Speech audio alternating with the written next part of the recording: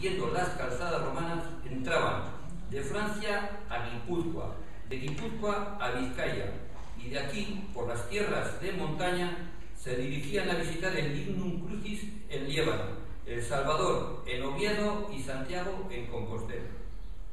Por estas mismas calzadas entraron el progreso, la cultura y más tarde el arte románico, que dejó a la vera de estos caminos cientos de iglesias y ermitas, algunos de singular belleza y en sus piedras grabada una rica y variada iconografía, además de la específicamente jacobea, la cual se puede ver con profusión en San Lorenzo de Vallejo, Santa María de Siones, San Pedro de Tejada, San Martín de Lines, San Pedro de Cervatos y un largo etcétera a todo el recorrido. Para atender a los peregrinos se fundaron órdenes religiosas y de caballería, como los caballeros de Jerusalén, los llamados Orden de Malta, los cuales atendieron el monasterio de Vallejo, los caballeros de Santiago, con cantidad de cofrades en las encartaciones, Valle de Mena y merindades. Todavía se pueden ver en algunas casas sus blasones, un escudo con la cruz de Santiago y 5 conchas. Más allá adelante, ya en León, también estuvieron los templarios, que más tarde nos acordaremos de ellos. Las casas de acogida, vulgarmente llamados hospitales para pobres y peregrinos, se cuentan bastantes que quedaron documentados, empezando en Bilbao, Balmaseda, Tudela de Mena, Taranco, Loma de Montija, Argomero, Cervatos, Aguilar de Campó, Velilla del Río Carrión, Guardo, Puente Albeis, La Mata de Monteagudo, Olleros, Izquierda y Goñar. También atendieron a los peregrinos en los monasterios, contándose estos por docenas. Solo en el Valle de Mena llegaron a existir 16 y en cantidades similares en todo el recorrido. También existen leyendas e historias poco conocidas, como la de Santiago Mendi, que antes hemos comentado, las sirenas de Valdetueja, Campasagrado y Colinas de Campo Moro, 2 lugares donde Santiago en su caballo blanco participó en sendas batallas y que por consiguiente fueron ganadas. Después existe otro suceso histórico y poco conocido.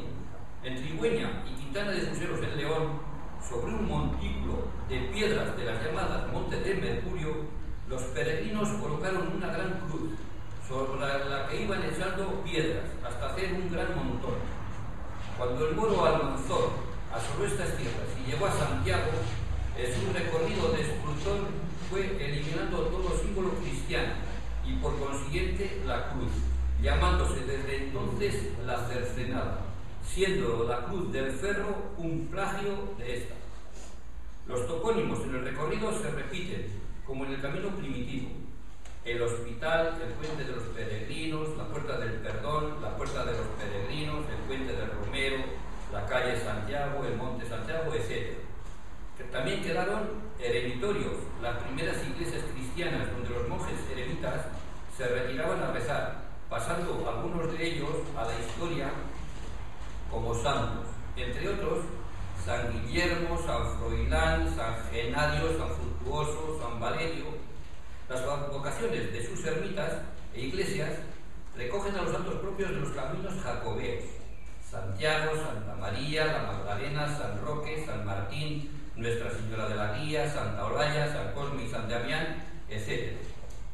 Fueron pasando los años, avanzando la Reconquista y renovándose las generaciones, hasta llegar al reinado de Sancho Garcés III de Navarra, apodado el Mayor, el cual, cuando por causa del matrimonio gobernó también en Castilla, viendo en ello un negocio, desvió el camino de la montaña, llevando a los peregrinos por Álava, después de haber acondicionado el túnel de San Adrián para el paso de las mercaderías. Se puede decir que impedía a las gentes pasar por Vizcaya, ya que pasado el territorio alavés y antes de llegar a Burgos, ciudad, por todos los pasos de la sierra se desviaban hacia la derecha, en dirección a las Asturias. O sea, que pobre favor hizo a Vizcaya cortando el paso a los peregrinos, quien algunos se empeñan en nombrarle el primer rey de los vascos. Más tarde, Sancho Ramírez VI de Pamplona y I de Aragón y Alfonso VI de Castilla y León llevaron el camino más al sur, después de acondicionar puentes y hospitales, además de publicar la primera guía del Camino de Santiago, el Liber Sancti Jacobi, donde aún, reconociendo la existencia de un camino anterior, criticaban a las gentes por donde éste discurría. Además, introdujeron la orden religiosa de Cluny de origen francés, y en su honor llamaron camino francés cuanto de Roncesvalles a Compostela corre. Según iba aumentando el paso de peregrinos por el camino francés, disminuía el de la montaña. Los monasterios más humildes se fueron entregando a los más importantes, quedando al final todos desaparecidos, sabiendo de su existencia por los viejos escritos y sus nombres en las fincas que ocuparon. Un grupo de simpatizantes del Camino de la Montaña está trabajando en el proyecto de recuperar para los peregrinos un verdadero camino para la peregrinación jacobea, que además de ofrecer sus históricos datos, muestre también los restos que aún quedan de sus calzadas, puentes, torres, castillos, dólmenes, menires, eremitorios, necrópolis, ermitas e iglesias, bellos parajes y mucho arte, sobre todo románico. Para poder llevar a buen puerto este barco, además del apoyo de instituciones, se necesita también la colaboración de simpatizantes que amen la historia y la naturaleza. Seguro que no quedarán defraudados. Actualmente se puede seguir la flecha amarilla desde Bilbao hasta Guardo. A partir de allí ya están colaborando agentes de León. En resumen, que con un poco de suerte este año empalmará el Camino de la Montaña con el francés en Villafranca del Bierzo. Quien quiera ver en internet este trabajo puede entrar en www.guiadeviaje.es o simplemente marcando el camino olvidado o de la montaña.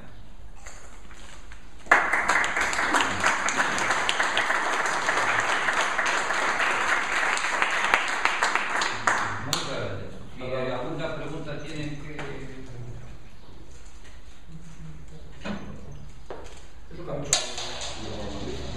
Sancho, claro. ¿Qué ha dicho? ¿Cómo has tenido? Era el 16. Era Navarro. Una cosa, había un proyecto para hacerle una estatua, no, lo que no sé si está hecha o no, en Fuenterrabía, creo que está hecha.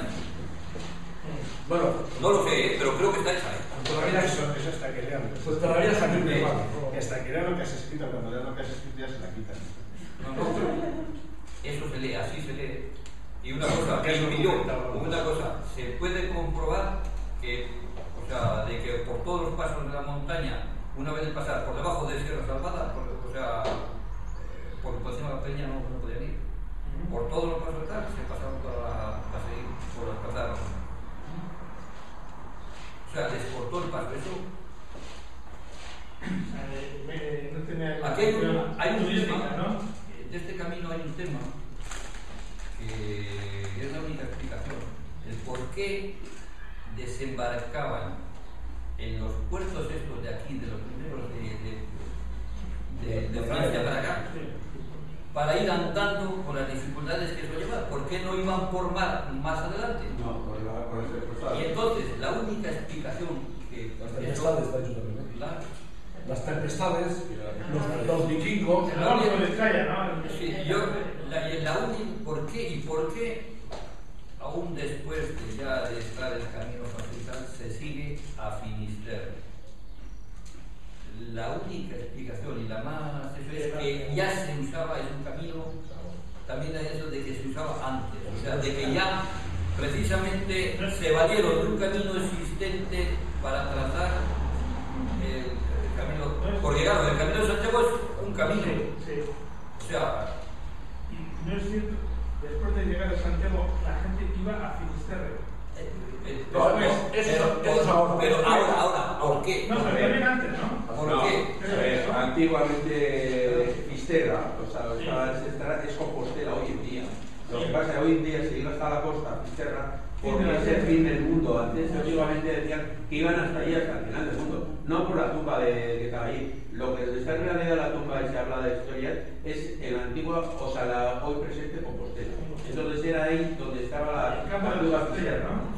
Se supone que antes de que apareciera Santiago todas las historias, ya iba la gente hasta ahí. Lo que sigue leyendo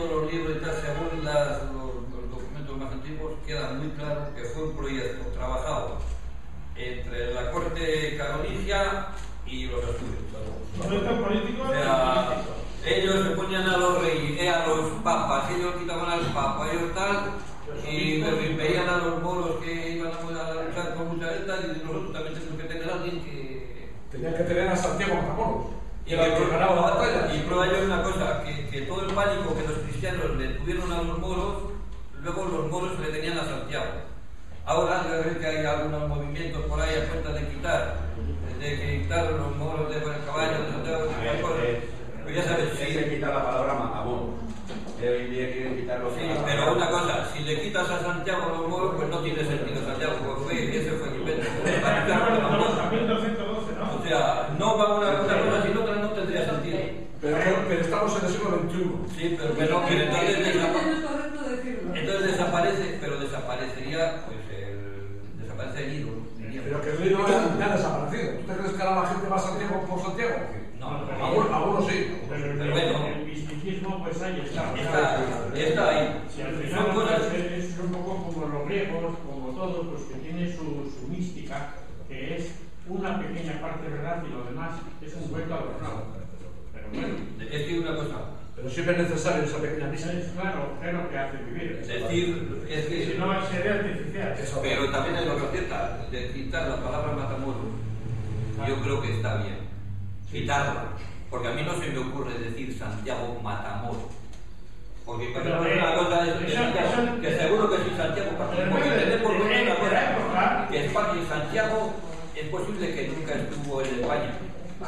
Pero ten por cuenta que Santiago en el caballo blanco se paseó en las batallas. Eso en los libros de historia lo dice y los más viejos.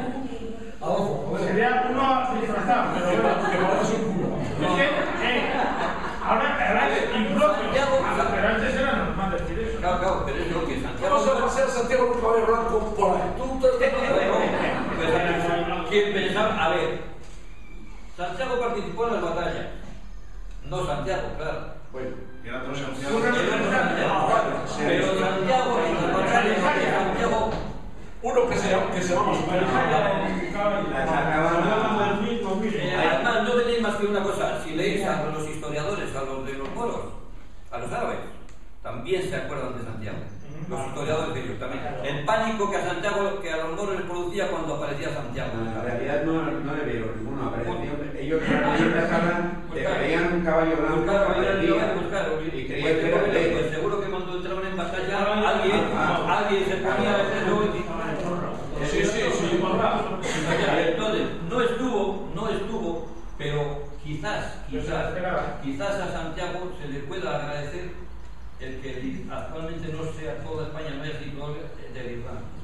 Igual veía un mejor. Bueno, dejémoslo ahí. Ni mejor, ni peor, ni diferente.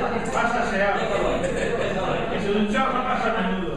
Lo que no cabe duda es que fue una gran labor de marketing, muy bien diseñada, muy bien planificada. Bueno, todavía se duda de qué color era el caballo blanco de Santiago. Se pregunta eso, ¿no? Hace tiempo que no veía eso.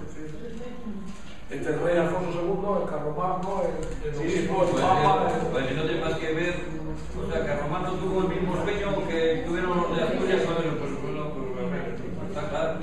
Los historiadores cuentan que tuvieron, bueno, los historiadores conocen cuentan que tuvo. Bueno, para ir acabando, unos minutillos sobre la hospitalidad.